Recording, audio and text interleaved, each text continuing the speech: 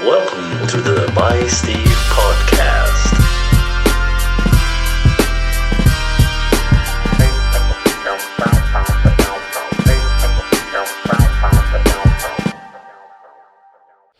What's up, man? This is the By Steve unedited podcast, and I am in bed in the Leonardo Hotel in Sheffield on our final GB Maxi camp before we head out to Italy I go on Wednesday. We got a special guest. Oh, it's not really special, but we're going to start incorporating the other half of SAS into the podcast equation. So, Scotty Russell is in the bed next to me. So, introduce yourself to the masses, Scotty. What's up, By Steve podcast fam? This is Scotty Russell in the room, and just so you know, I've got the double bed, Steve's got the single bed, so you know who the big dog is in this group.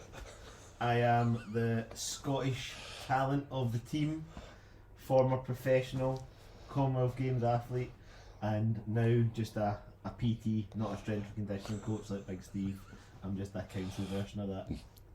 A council version PT, based in Glasgow, and the other half of the most important relationship in my life, SAS, Steve and Scotty. Scotty and Steve. And I don't tell him what to wear, and definitely don't have sex with him on a Friday. So if any of you have listened to the other ones, you'll get that reference. If not, rewind to the last couple of episodes and hear about my terrible relationships. So, Scotty, tell me about your maxi basketball experience in less than 60 seconds. Go. From the start? Yes. From the start, thought about playing for Great Britain, couldn't do it because of COVID, so eventually we got the all clear to come down and train, came in, and I was like, can I swear? Yeah. I was like, who the fuck are all these bums? That's 20 seconds in, you got 40 seconds left. Come on, let's played go. Played well, got cut. There you go, that's what I wanted. Got cut, got brought back, and then went from being cut to probably one of the most minutes played in the team, couple of joint scorer guys, and captain. Okay, cool. Tell me about Malaga. Top experience in Malaga. Go. What was the question? Top experience in Malaga at the Euros. Top experience in Malaga? Probably try to fight with Stephen Gale. Okay, nice. Top experience in Argentina at the World Championships. Argentina was rubbish. You go to Argentina, you think you're going to get sunshine, you think you're going to be enjoying yourself. We went to Mar del Plata that you would never, ever go visit. Clacton-on-Sea. It was dark, it was grey, and all you did was play basketball and then go stay in your 1960s themed hotel room. How many empanadas did we eat in Argentina? I think we were close to 1,000. 1,000 empanadas. What's your expectations of Italy when we fly out there this week for the Euros? So my expectations have changed slightly because of the team dynamic changing. When we first announced the 12, I was guaranteed gold medal 100%. Now with the fact that we've got a depleted team, I think a top 3 finish is realistic. I like it. I'm really hopeful that we managed to have like some success over there still. What do you think the most important thing for us is moving forwards into Italy for us to get that top 3? I think everybody has to excel at their role, and guys have to actually genuinely buy into what we're being told. Like, if you're a rebounder, be a rebounder. If you're a defensive player, be a defensive player, and stick to your role. Like, be the MVP. Yes! Be the MVP in your role. I love it when you use that term. And also, we are grown men, so take criticism on board and take getting told that you've done something wrong on board without going into the corner and sucking your thumb like a little baby. Oh, you sounded like Jesse then. He's rubbing off on me. That's an interesting term, rubbing off on you. Yeah. No one's... Oh, I've already had women rub off on me, but no. You should try a coach. Well, you're already there, you like bagels. Yeah, this is true. Oh, I had 4 bagels the other day. That's why I feel slow. Okay, leave the basketball stuff alone. Me and Scotty are looking to build this podcast, and we're going to throw some episodes in there. Hopefully, once every month. But also videoed episodes on the YouTube channel, so you get to see our beautiful faces and chemistry, and you get to see Steve dance. Oh, Steve in the dance. Hotel dancing. Yeah, we're going to try and add a monthly episode in. And we're going to try and broaden our horizons on topics because not everybody wants to listen to us talk about basketball. And I need to learn how to be fashionable. I was going to say we're never going to talk about fashion with Scotty, but, you know, he's got this solid outfit. It's one outfit. It's one pair of Air Jordans, a pair of black tracksuit bottoms, and a black Puma. Is it Puma jacket? Yeah, since it used to be all Puma, but since I lost my sponsorship, I've incorporated the Jordans in now. For a guy that was sponsored by Puma, he has never given me a Puma thing, which is quite upsetting. Never mind.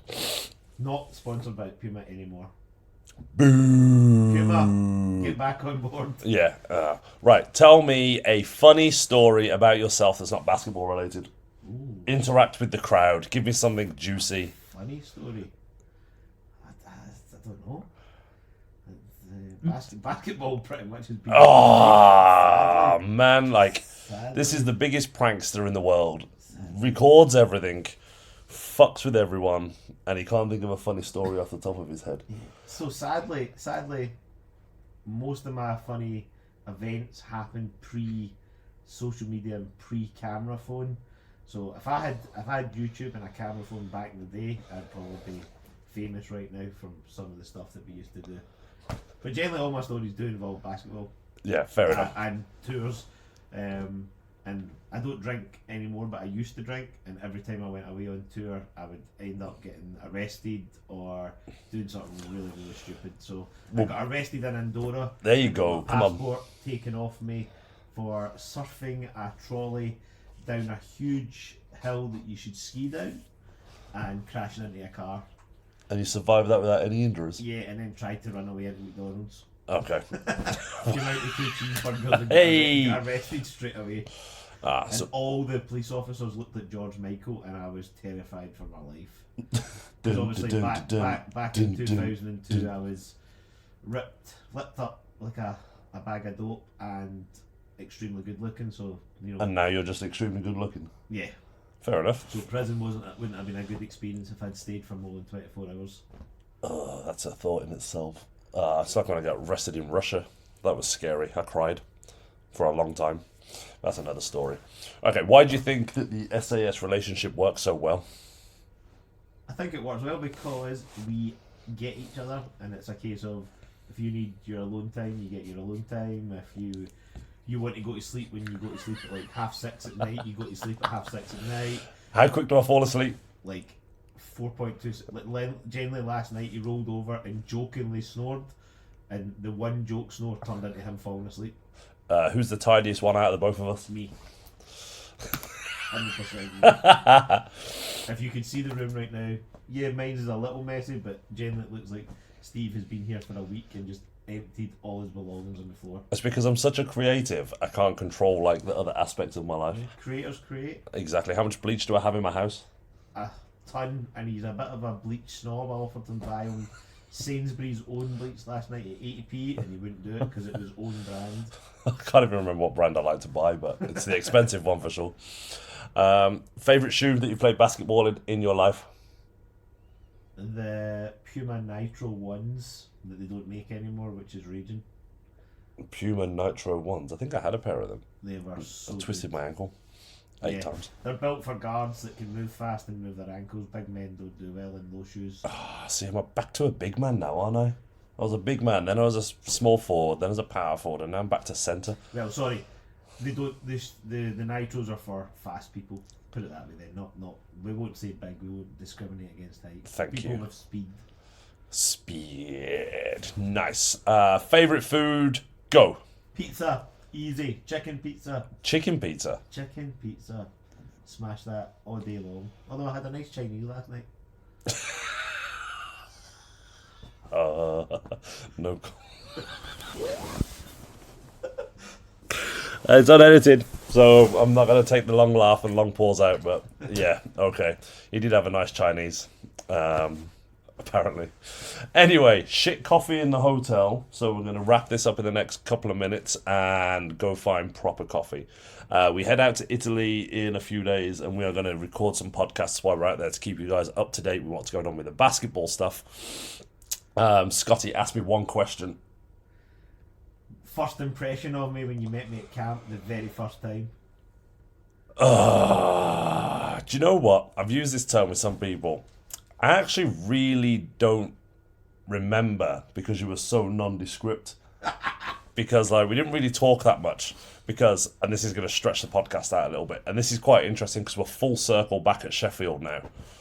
Like, how many people were there? Like 150? Yeah, it was a lot. There was like a bag of people.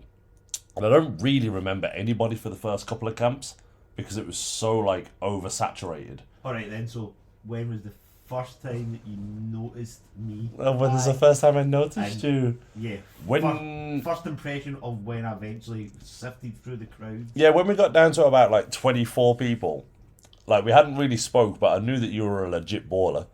But you never used to say a lot.